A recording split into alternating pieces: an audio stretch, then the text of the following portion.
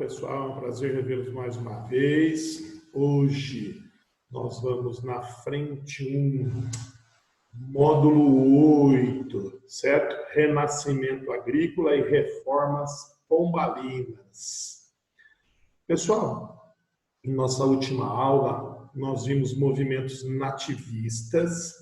Nós vimos na conclusão que os movimentos nativistas, apesar de serem revoltas, guerras, rebeliões, eles não desejavam independência. Nós já vimos que o Brasil, no comecinho do ano, eu ressaltei exaustivamente a vocês, que o Brasil teve 5 ciclos econômicos, certo? 5 ciclos durante o período colonial e o Império. O pau-brasil, a cana-de-açúcar, a mineração, foi onde nós paramos. E eu me lembro que eu reforcei muito com vocês que a mineração foi uma atividade extrativista não renovável. Você tira o ouro, você minera os diamantes, não brota outro, não nasce outro. O problema foi quando o ouro entrou em crise, quando a mineração entrou em colapso. Você vai tirando, uma hora acaba. E aí, quando o ouro e os diamantes terminaram, o que Portugal fez? Portugal, com a crise da mineração, na prática nós vamos entrar no 4º ciclo econômico, que é o renascimento agrícola. O renascimento agrícola. O renascimento agrícola ele vai do final do século XVIII até o início do século XIX. Final do XVIII ao início do XIX. E o interessante é que o renascimento agrícola ele é um ciclo quebra-galho, vamos dizer assim, meia-boca. Ele é um ciclo de transição. O que quer dizer de transição? Ele é um ciclo de quebra-galho entre a mineração até o café bombar. E o interessante é que nesse 4º ciclo econômico, o renascimento agrícola, nós não temos um produto rei, aquele produto dominante, e sim vários produtos. Então, com a crise da mineração, Portugal tem que retornar à agricultura, né? Não tem outra atividade tão lucrativa quanto foi a mineração. E acabou e não vai voltar mais. Então, Portugal retorna à agricultura, por isso o nome Renascimento Agrícola. E no Renascimento Agrícola nós temos diversos produtos, mas eles têm uma ordem de importância relativa. Por exemplo, durante o Renascimento Agrícola, o principal produto foi o algodão. O algodão era muito procurado para abastecer a indústria têxtil da Inglaterra. Nós não podemos esquecer que a Inglaterra está em plena Revolução Industrial, precisa de matéria-prima. E o algodão era produzido no norte, principalmente no Maranhão e no Pará, certo? Depois do algodão, o tabaco, o fumo. O fumo era muito importante, gente, porque ele era um tipo de moeda de troca por escravos na África. Então, ele era muito necessário, o tabaco, para você poder fazer o escambo na África por escravos, certo? As grandes regiões produtoras na época, no período, era a Bahia, certo? Do tabaco. Depois, meio que ressuscitado em importância, ele nunca deixou de ser produzido, mas ele teve um up, foi o açúcar. O açúcar volta a ganhar importância, produzido no Nordeste. O cacau, que é uma planta nativa da América Central, mas se adaptou muito bem ao Brasil.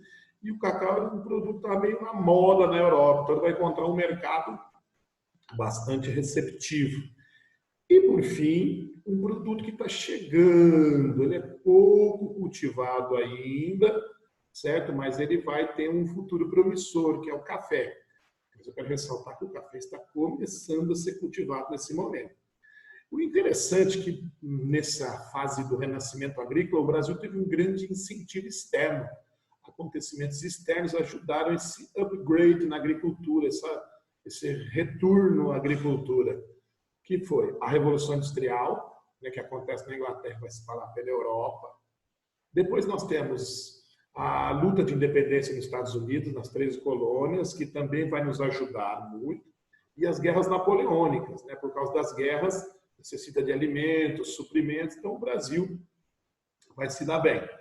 O importante, como eu disse, é entendermos que o renascimento agrícola foi um ciclo de transição, meia boca, quebra-galho.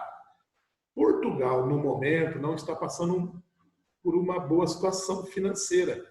Aí você vai dizer, pô, professor, mas acabou a mineração agora.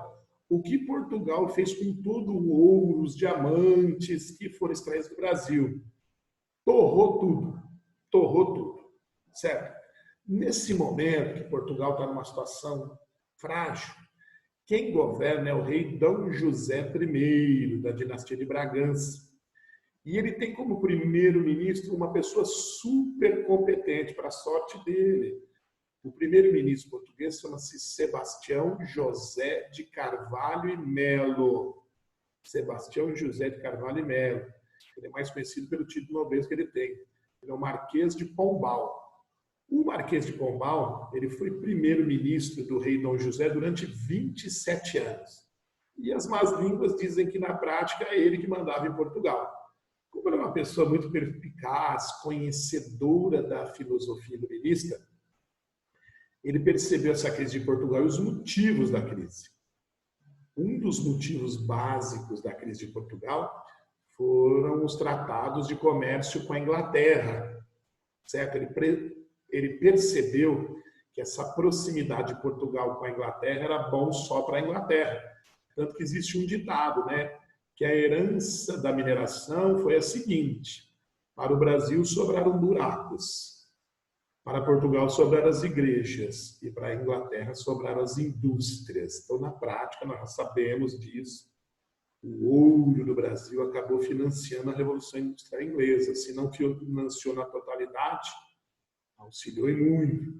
Então, o Marquês de Pombal, percebendo que essa proximidade Portugal e Inglaterra era muito prejudicial, ele vai dar uma gelada nas relações com a Inglaterra, ele vai dar uma esfriada. Aquela coisa, não sou inimigo inglês, mas Inglaterra, segue seu caminho que eu sigo o meu. E ele vai dar início a uma série de reformas, a uma série de mudanças. Além desse afastamento, ele vai tentar recuperar o tesouro inglês. E nós não podemos esquecer que o Brasil ainda é a principal fonte de lucro portuguesa. Então, ele vai aumentar os impostos no Brasil. Foi o Pombal que criou a derrama e a capitalização. Ele criou as companhias de comércio. Vocês que estudaram a Revolução Nativista viram que a criação das companhias de comércio, que era para reforçar a aplicação do Pacto Colonial, provocaram revoltas no Brasil. A revolta de Beckmann é um exemplo desse. Certo? Além disso, ele expulsou os jesuítas de todas as colônias portuguesas. O objetivo era confiscar suas propriedades, que eram muito boas, certo? Ele instituiu a língua portuguesa como língua oficial obrigatória. Pode até parecer piada, o Brasil era uma colônia portuguesa, mas o idioma mais falado aqui não era a língua portuguesa, e sim o tupi-guarani, a língua dos índios. E o Pombal quer mudar isso drasticamente, por uma razão simples, pessoal. A língua é fator de unidade nacional, é uma maneira de você manter a unidade territorial. Então, ele insistiu nisso, o Pombal. E esse conjunto de ações do Pombal recebe o nome de reformas pombalinas. Funcionou? Sim, e muito bem. Lembre-se, ele percebeu que essa proximidade Portugal-Inglaterra, na prática, era só boa para os ingleses. Não quer dizer que Portugal virou inimigo da Inglaterra, gente. O Pombal, o Marquês de Pombal, deu uma gelada. Funcionou? As reformas pombalinas estavam fazendo os seus primeiros acertos, estava dando muito certo. Mas aí uma fatalidade ocorreu.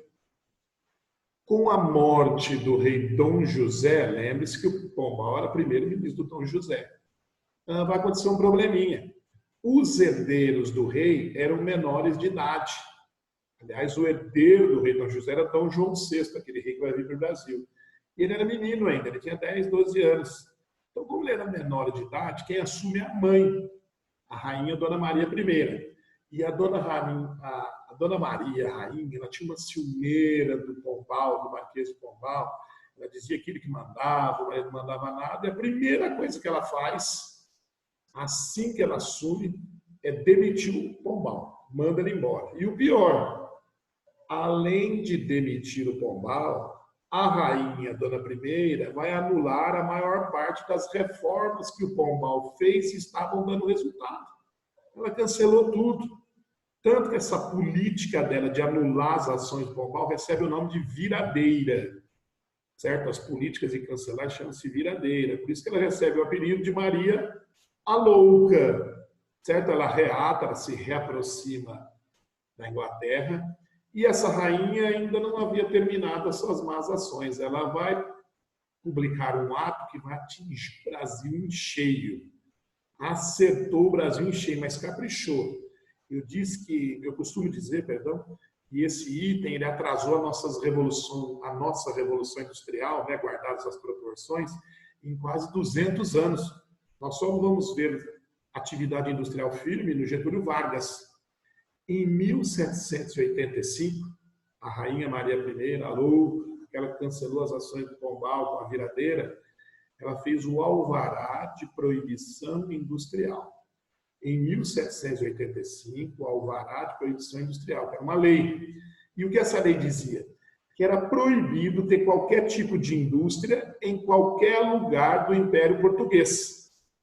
Certo? Eu não estou dizendo que o Brasil era uma nação industrializada, uma local. Mas o germe da indústria, os primeiros embriões da indústria estavam surgindo, indústria de tecidos, ferramentas, tosquinho, mas tinha um princípio. E ela proibiu tudo isso. Mas e as indústrias que já existiam? Não, as atividades industriais já existiram, tiveram que fechar. Isso era para beneficiar a Inglaterra. Se eu produzo aqui, como é que eu compro do inglês? Então, esse fato nos atingiu duramente, duramente. Mas essa é uma consequência que nós vamos ver no próximo encontro, tá? Valeu, pessoal. Até mais. Espero que vocês aproveitem essa aula. Tchau.